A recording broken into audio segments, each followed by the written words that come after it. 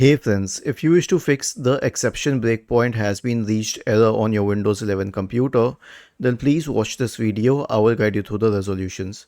So the first solution is to run a Windows memory diagnostic test. Why? Because the main cause behind this error is a memory leak. So to make sure about it, simply search for Windows memory diagnostic in the Windows search bar and open Windows memory diagnostic. Click on restart now and check for problems. The next solution is an SFC scan, so search for command prompt in the Windows search bar and click on run as administrator. Type the command sfc /scan now and hit enter to invoke the SFC scan. This will check for missing and corrupt files on the computer and fix them if possible. The last solution is to update Windows. Right click on the start button and select settings from the menu. Go to the Windows update tab and click on check for updates in the right pane. Was this helpful?